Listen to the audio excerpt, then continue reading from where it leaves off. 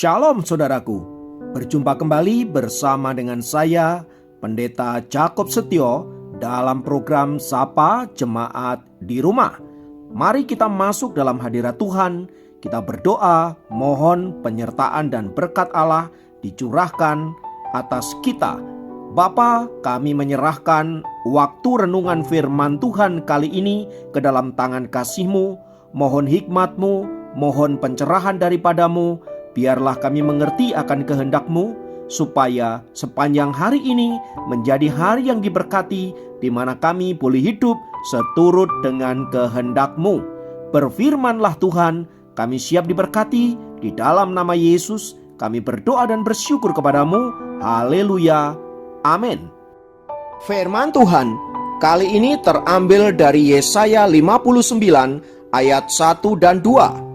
Yesaya 59 ayat 1 dan 2 berkata, "Sesungguhnya tangan Tuhan tidak kurang panjang untuk menyelamatkan, dan pendengarannya tidak kurang tajam untuk mendengar. Tetapi yang merupakan pemisah antara kamu dan Allahmu ialah segala kejahatanmu, dan yang membuat Dia menyembunyikan diri terhadap kamu sehingga Ia tidak mendengar ialah segala dosamu."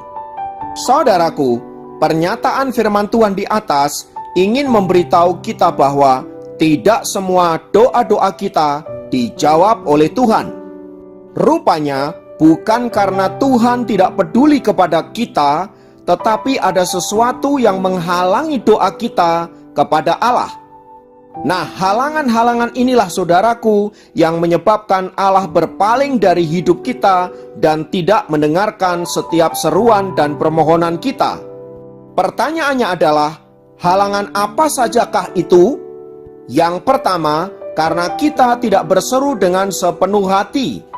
Salah satu alasan mengapa Allah selalu mendengarkan seruan dan doa-doa Daud adalah karena Daud berseru kepada Tuhan dengan segenap hati. Mazmur 119 ayat 145 berkata, "Aku berseru dengan segenap hati, jawablah aku ya Tuhan. Ketetapan-ketetapanmu hendak kupegang." Berbeda dengan Daud saudaraku, orang-orang pada masa Hosea, mereka berdoa dan berseru kepada Allah, tetapi tidak dengan segenap hati mereka. Dikatakan dalam Hosea 7 ayat 14 berkata, "Seruan mereka kepadaku tidak keluar dari hatinya, tetapi mereka meratap di pembaringan mereka. Mereka menoreh-noreh diri karena gandum dan anggur, dan mereka berontak terhadap aku." Karena itu saudaraku, apabila kita rindu mengalami jawaban-jawaban Tuhan, berserulah kepada Tuhan dengan segenap hatimu. Yang kedua, tidak berseru dengan kerendahan hati yang tulus. Ingatlah bahwa kerendahan hati adalah kualitas yang penting untuk berdoa dan berseru kepada Allah, karena Allah menentang orang yang congkak tetapi mengasihani orang yang rendah hati. Yakobus 4 ayat 6. Kepada orang-orang yang demikian saudaraku, Allah berjanji, teriak mereka tidaklah dilupakannya. Mazmur 9 ayat 12. Jadi berserulah kepada Allah dengan rendah hati. Yang ketiga, tidak berseru dengan suara nyaring.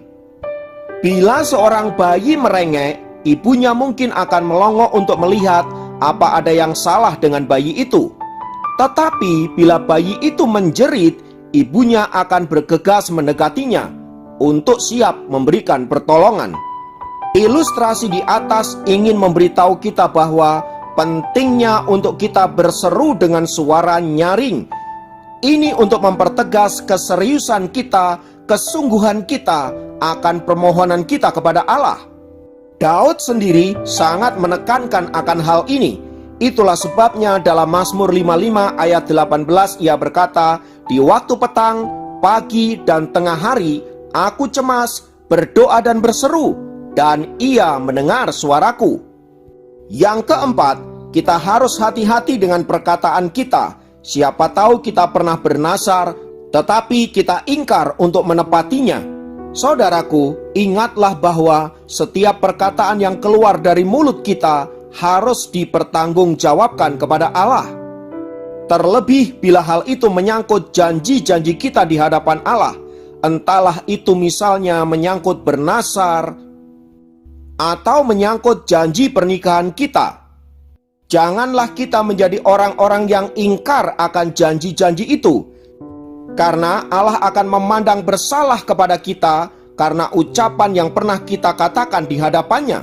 Oleh sebab itu saudaraku, mari tepatilah setiap janji-janji yang pernah kita ikrarkan di hadapan Allah, termasuk janji pernikahan untuk setia kepada pasangan kita. Yang kelima, tidak mengakui dan meninggalkan dosa-dosa kita. Alkitab mengatakan bahwa bila kita membiarkan kejahatan di dalam hati kita, maka Tuhan tidak akan pernah mendengarkan kita.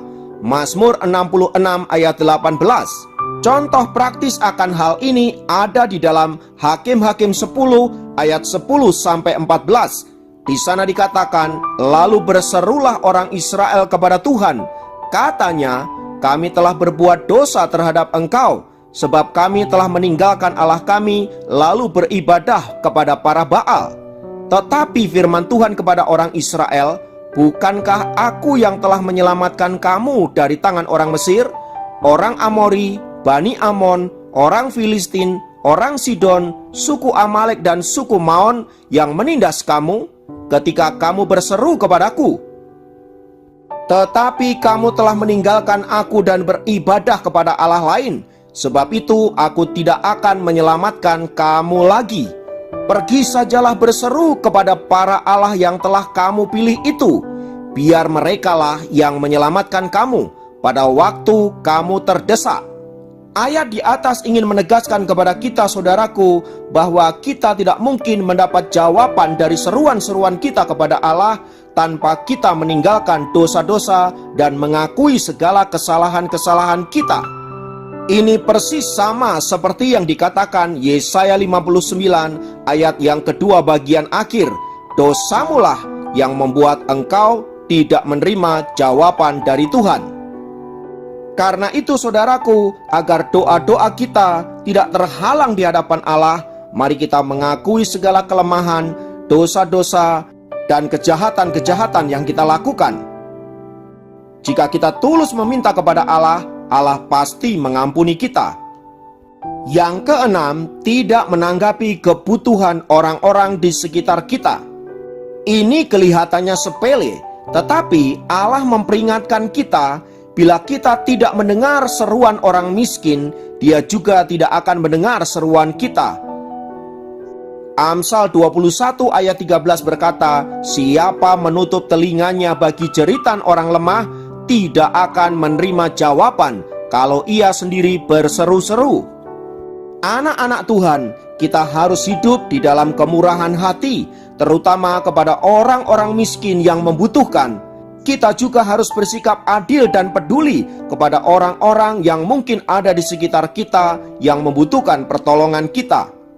Janganlah kita berlaku jahat kepada mereka, apalagi memeras mereka. Sebab bila hal itu kita lakukan, itu akan menghalangi seruan-seruan kita kepada Allah. Imamat 24 ayat 14-15. Yang ketujuh, karena kita tidak membuang kepahitan. Yang harus selalu diingat saudaraku, bahwa kepahitan seringkali mencemari hubungan kita dengan Tuhan dan bahkan dengan orang lain. Itulah sebabnya firman Tuhan mengingatkan kita, jagalah supaya jangan ada seorang pun yang menjauhkan diri dari kasih karunia Allah, agar jangan timbul akar pahit yang menimbulkan kerusuhan dan mencemarkan banyak orang. Ibrani 12 ayat 15. Secara khusus dalam kehidupan berkeluarga saudaraku, baiklah kita saling menjaga agar jangan ada akar pahit yang terjadi di sana. Dikatakan, demikian juga kamu, hai suami-suami, hiduplah bijaksana dengan istrimu sebagai kaum yang lebih lemah. Hormatilah mereka sebagai teman pewaris dari kasih karunia, yaitu kehidupan, supaya doamu jangan terhalang. Karena itu saudaraku, mari tinggalkan semua akar pahit dan segala sesuatu yang membuat kita hidup di dalam kepahitan. Ampunilah seorang akan yang lain, agar berkat-berkat Allah dicurahkan ke dalam kehidupan kita. Ingatlah firman Tuhan yang berkata, tetapi jikalau kamu tidak mengampuni orang, Bapamu juga tidak akan mengampuni kesalahanmu. Matius 6 ayat 15. Dari poin-poin di atas, saudaraku, marilah kita mengintrospeksi diri kita, agar jangan seruan kita kepada Allah terhalang karena hal-hal tersebut di atas. Buanglah semua itu dan jadilah anak-anak Tuhan yang senantiasa hidup dalam kemenangan dan terimalah berkat-berkat Tuhan. Kiranya Tuhan memberkati, mari kita berdoa. Kami naikkan syukur untuk kebenaran firman-Mu dan biarlah kami menjadi pribadi-pribadi yang senantiasa hidup dalam perkenanan-Mu supaya doa kami, seruan kami tidak terhalang kepadamu. Terima kasih Bapa, terpujilah nama-Mu. Dalam nama Yesus kami berdoa. Haleluya. Amin. Demikian program Sapa Jemaat kali ini. Sampai jumpa dalam program Sapa Jemaat yang lain.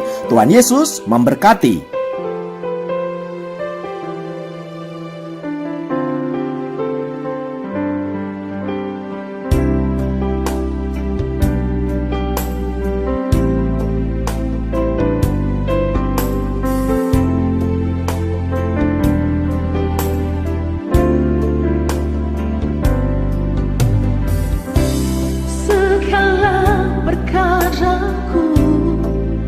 Serahkan padamu, Allah pembelaku, segala kuatiku ku taruh di kakimu, Allah pemeliharaku. Bila kau yang membuka tak ada satupun dapat menutupnya. Bila kau yang mengangkat aku, tiada yang dapat merendahkanku.